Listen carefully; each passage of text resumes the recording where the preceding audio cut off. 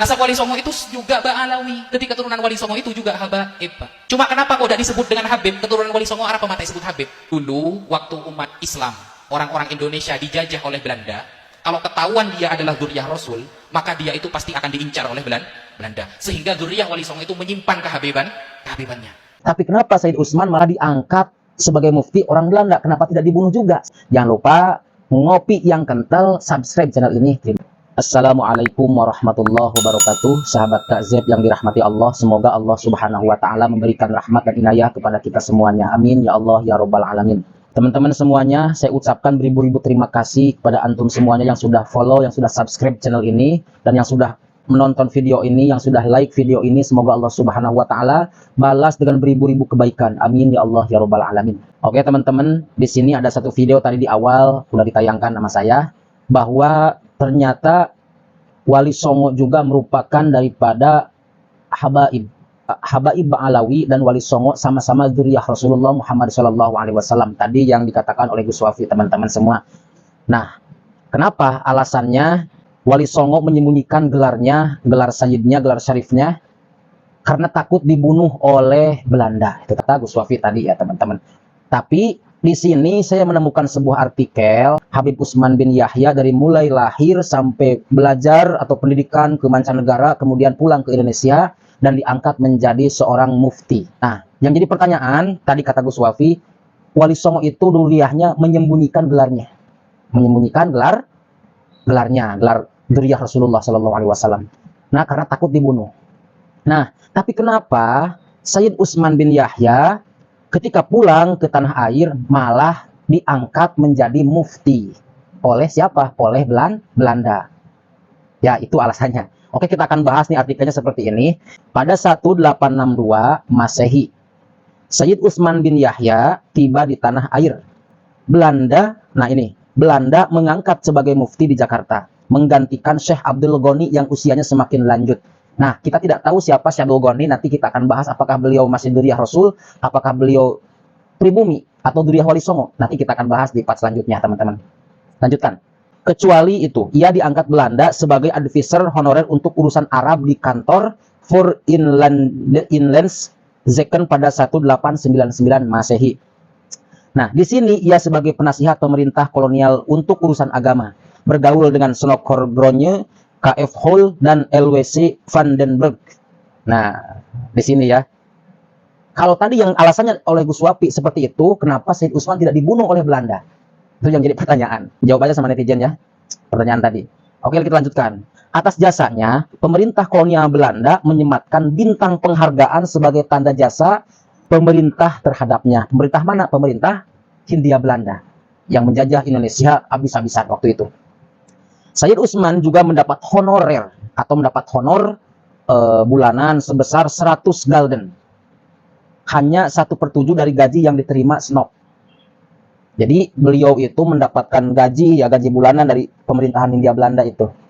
Gitu teman-teman ya. Sedangkan pribumi waktu itu disiksa, dianiaya, bahkan banyak dilecehkan. Gitu kan teman-teman ya. Baik itu perempuan ataupun laki-lakinya. Perempuan dilecehkan, banyak yang diperkosa dan sebagainya. Nah, kita lanjutkan aja. Selama hidup, Sayyid Utsman aktif berdakwah melalui media ceramah dan menulis. Memang banyak karyanya yang dikarang, yang ditulis oleh Sayyid Utsman bin Yahya, teman-teman. Ia membuka majelis hadir di kediamannya di bilangan Petamburan. Sementara produktivitasnya tidak perlu disangkal ya, karena karyanya yang sangat banyak dicetak dan menjadi rujukan beragama masyarakat Jakarta waktu itu. Banyak karya yang menggunakan bahasa Melayu, ada juga yang menggunakan bahasa Arab, termasuk Sifat 20 yang sering dibaca oleh masyarakat Jakarta.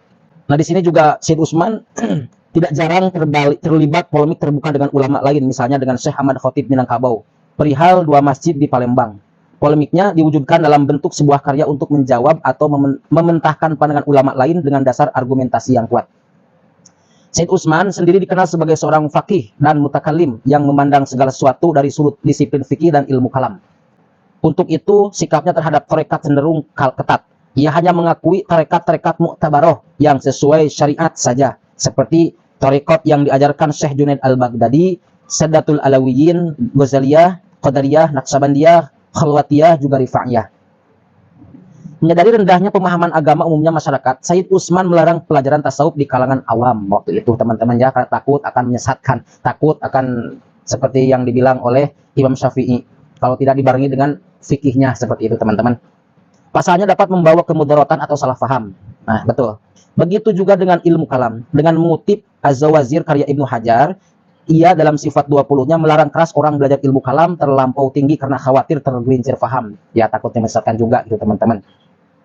Namun demikian, Sayyid Utsman mengambil sikap penolakan nyata terhadap faham Wahabi dan penyebaran fahamnya. Di Wahabi tetap ditolak oleh beliau ya, teman-teman, walaupun Habib Utsman itu melarang, bukan melarang, ya melarang aja, untuk orang awam melarang belajar tasawuf. Gitu kan, teman-teman ya. Tapi beliau di sini juga memerangi Wahabi, Khawarij dan sebagainya. Menurut Fadil HS, Sayyid Utsman juga sangat anti gerakan Wahabi dengan menganggap gerakan itu sangat radikal. Memang ya, kita lihat dari sekarang juga, mereka-mereka itu hanya bisanya mengkafirkan, membid'ahkan dan yang lain-lainnya. Dalam bukunya Mustika Pengaruh buat Menyembuhkan Penyakit Keliru, ia berpendapat bahwa kaum Wahabi adalah paling berdusta. Tetap sama ya, sama Aswaja, Ahlus Sunnah wal Jamaah, Nahdlatul Ulama. Habib Utsman juga memerangi faham-faham radikal Wahabi, Salafi. Seperti itu, teman-teman.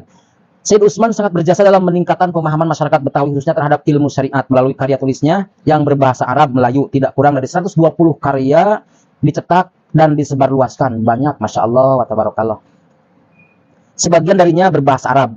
Karyanya menyentuh berbagai isu yang berkembang di masyarakat, mulai dari kisah Rasul, akidah, fikih haji, fikih sembahyang, adab di rumah tangga, kumpulan doa-doa, tajwid, gramatika, falak, kamus, geografi, silsilah para nabi, hukum perkawinan, silsilah alawiyah, torekat-torekat mu'tabar dan isu lainnya. Karyanya yang sangat terkenal itu Sifat 20. Atau ada juga Babul Minan, Maslakul Akhyar, Irsyadul Anam, hingga kini masih dibaca oleh orang-orang yang ada di Jakarta, oleh orang tua Jakarta. Bahkan kitab Zuhratul Basim yang membuat kisah hidup Nabi Muhammad SAW hingga dibaca setiap kali peringatan Maulid Nabi atau Isra Mi'raj dilanggar-langgar di Jakarta. Tapi nggak tahu sekarang ya gimana ya.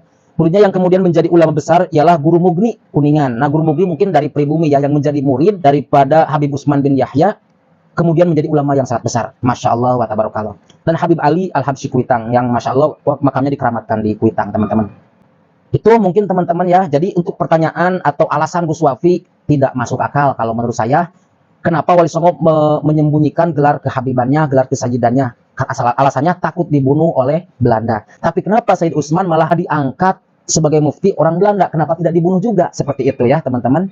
Ya, paham ya sampai situ? Jangan lupa ngopi yang kental, subscribe channel ini. Terima kasih. Assalamualaikum warahmatullahi wabarakatuh.